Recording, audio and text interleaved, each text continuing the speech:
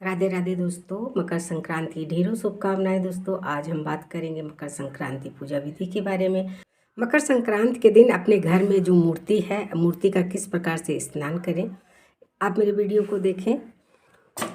देखिए दोस्तों, मकर संक्रांति के दिन आप ब्रह्म मुहूर्त में उठ करके अपने स्नान वगैरह करने के बाद फिर आप अपने घर के मंदिर में मंदिर में जो देवी देवताएं हैं उनका किस प्रकार से पूजा करें, उनको स्नान दान कराएं। तो देखिए, आपके घर में लड्डू गोपाल हैं, शालिग्राम भगवान हैं, महादेव जी हैं, गणेश लक्ष्मी हैं और सूर्य नारायण। मकर संक्रांति के दिन दोस्तों सूर्य नारायण की पूजा बड़ी विधि विधान से करनी चाहिए। मकर संक्रांति के दिन दोस्तों सूर्य नारायण की पूजा करने से आपके जीवन में आ रही अड़ंगा बाधा दूर हो जाएगी। तो इस तरीके से घर में रखे हुए अपने आप घर में रख के देवी देवताओं की किस प्रकार से पूजा करें, उनको स्नान वगैरह कराएं। स्नान कराने से पहले पंचामृत आप तैयार कर लें। पंचामृत 5 चीज़ों से बनती है। भगवान विष्णु की पंचामृत में आप तुलसी दल जरूर डालें और भगवान शिव के पंचामृत में तुलसी दल का प्रयोग नहीं होगा। तो इसमें 5 चीज़ें बना करके पंचामृत तैयार कर लिया है। भगवान लड्डू गोपाल को स्नान कराएंगे तो भगवान महादेव जी की पूजा में हमने तुलसी दल नहीं डाले हुए हैं। दोस्तों शुद्ध जल लिया है, उसमें गंगा जल डाल दिया है। गंगा जल डाल करके भगवान लड्डू गोपाल को स्नान कराएंगे। जैसे ओम नमो भगवते वासुदेवाय, ओम नमो नारायणाय, ओम नमो भगवते वासुदेवाय पंचामृत से स्नान करा दें। ओम नमो भगवते वासुदेवाय, ओम नमो भगवते वासुदेवाय, इस तरीके से। क्योंकि बहुत छोटे से हैं, बहुत जल्दी जल्दी इनको स्नान करा दें जाकि ठंडी ना लगे। ठंडी का सीजन है, थोड़ा गुनगुना जो पानी आप रखें वो थोड़े गुनगुने होने चाहिए। अगर दोस्तों आपके घर में शालिग्राम भगवान हैं, शालिग्राम जी को कभी भी आप स्नान कराएं तो बिना जनेऊ के ना कराएं, क्योंकि महिलाएं शालिग्राम भगवान को स्नान कराती ही नहीं हैं। लेकिन किसी कारणवश से अगर आपके घर में मतलब आप ही लोगों को, महिलाओं को ही स्नान कराना है तो उन्हें जनेऊ पहना करके ही स्नान कराएं भगवान शालिग्राम को। तो इस तरीके से बोलते ओम नमो भगवते वासुदेवाय, ओम नमो भगवते वासुदेवाय, इस तरीके से। फिर पंचामृत से स्नान कराएं। पंचामृत में तुलसी दल पड़ा हुआ है। फिर इसके बाद शुद्ध जल से गणेश को, माता लक्ष्मी को स्नान कराएंगे। गणेश भगवान को, माता लक्ष्मी जी को स्नान कराएंगे। देखिए, गणेश भगवान के पंचामृत में तुलसी दल का प्रयोग नहीं होता है तो हमने तुलसी दल इसमें नहीं डाले हुए हैं। माता लक्ष्मी को भी पंचामृत से स्नान कराएंगे। दोस्तों स्नान कराने के बाद फिर शुद्ध जल से स्नान करा देंगे। इस दिन बहुत विशेष दिन होता है। मकर संक्रांति का दिन बहुत विशेष दिन माना जाता है। इस तरीके से विधि विधान से पूजा करने से देवी देवताएं सारे खुश होते हैं, प्रसन्न होते हैं। भगवान सूर्य नारायण को साक्षात स्नान कराएंगे। ओम सूर्याय नमः, ओम भास्कराय नमः, ओम। फिर पंचामृत से स्नान करा देंगे। ओम सूर्याय नमः, भास्कराय नमः, ओम। जैसे ओम घृणी सूर्याय नमः, ओम घृणी सूर्याय नमः। भगवान सूर्य नारायण को स्नान कराने के बाद अब भगवान महादेव जी को स्नान कराएंगे। दोस्तों भगवान महादेव जी को स्नान कराने से नमः शिवाय, नमः शिवाय, नमः शिवाय, पंचामृत से स्नान कराएंगे। नमः शिवाय, नमः शिवाय, नमः शिवाय, नमः शिवाय। इसके बाद शुद्ध जल से स्नान करा कर सारे देवी देवताओं को अंग पोषण करने के बाद अब इनको सिंहासन पर विराजमान करेंगे। तिल का आसन दे करके दीप प्रज्वलित करेंगे। मकर संक्रांति के दिन दोस्तों घी का ही दीपक प्रज्वलित करें, क्योंकि घी के दीपक से देवी देवता प्रसन्न होते हैं। पीला चंदन लगाएंगे भगवान गणेश को, शालिग्राम भगवान को पीला चंदन लगाएंगे, लड्डू गोपाल जी को पीला चंदन लगाएंगे, माता रानी को रोली लगाएंगे। रोली लाल चंदन भगवान सूर्य नारायण को भी अर्पित करेंगे। भगवान गणेश को भी लाल चंदन अर्पित कर देंगे। भगवान शालिग्राम को पीला जनेऊ अर्पित करेंगे। भगवान को तुलसी की माला अर्पित करेंगे। महादेव जी को काला तिल और अक्षत अर्पित करेंगे। भगवान महादेव जी को काले तिल अर्पित किए जाते हैं। भगवान विष्णु को सफ़ेद तिल अर्पित किए जाते हैं। तो भगवान शिव महादेव जी को काले तिल, महादेव जी को काला तिल और अक्षत अर्पित कर देंगे।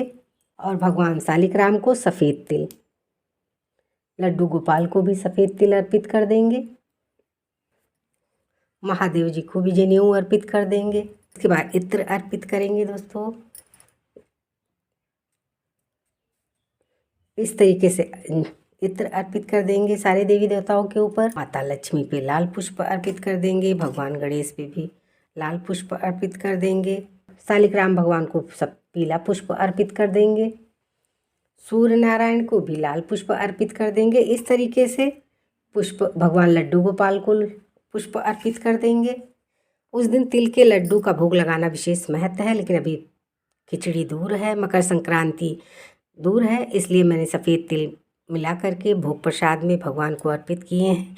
और भगवान शालिग्राम को तुलसी पत्र अर्पित कर देंगे जो उनके अति प्रिय है, तुलसी पत्र। भगवान लड्डू गोपाल को भी तुलसी पत्र अर्पित कर देंगे। लड्डू गोपाल को शालिग्राम राम भगवान को तुलसी दल डाल करके भोग अर्पित कर देंगे।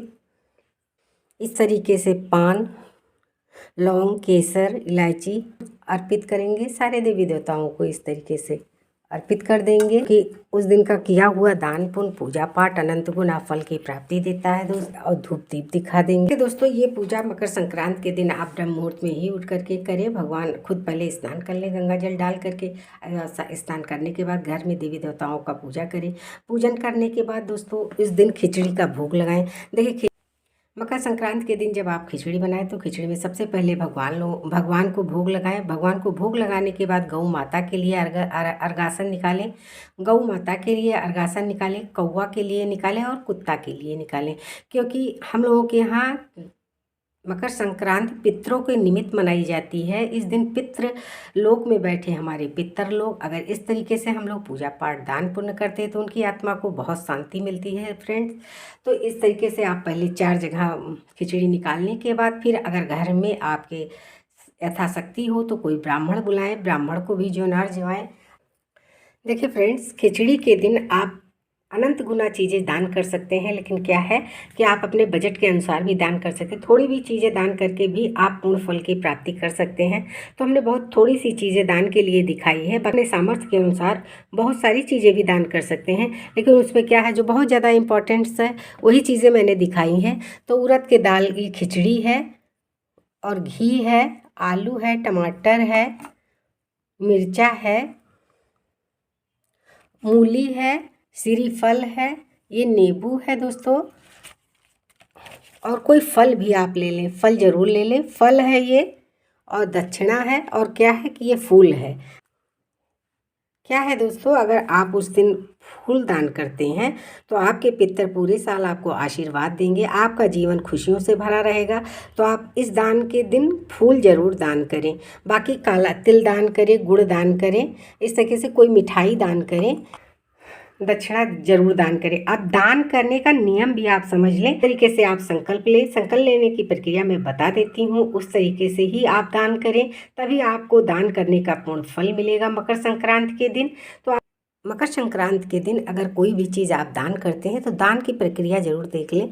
हाथ में दक्षिणा ले लें, पुष्प ले लें, थोड़ा सा जल ले लें, और इसके बाद दाहिने हाथ में लेकर के बाएं हाथ से ढक करके फिर आप बोलें कि हे प्रभु, आज मैं अपना नाम लेकर के मकर संक्रांति के दिन हम एक ब्राह्मण को सीधा दान करते हैं। आप जो जो चीज़ें उसमें दान में आप रखे हुए हैं सारी चीज़ों का नाम ले करके, और फिर इसके बाद दान की चीज़ों से इस तरीके से घुमाते हुए और सारी चीज़ों पे हाथ रख करके इस तरीके से रख कर फिर खिचड़ी विस्नेम, तिल विस्नेम, गुड़ विस्नेम, आलू विस्नेम, टमाटर विस्नेम, घी विस्नेम, सुहाग का सामान विस्नेम, श्रीफल विस्नेम, नींबू विस्नेम, इस तरीके से कहते हुए, और दक्षिणा और पुष्प, मतलब जितनी चीज़ें हैं सबका नाम ले करके, और फिर इसके बाद मैं इसको ब्राह्मण को दान करती हूँ या करता हूँ।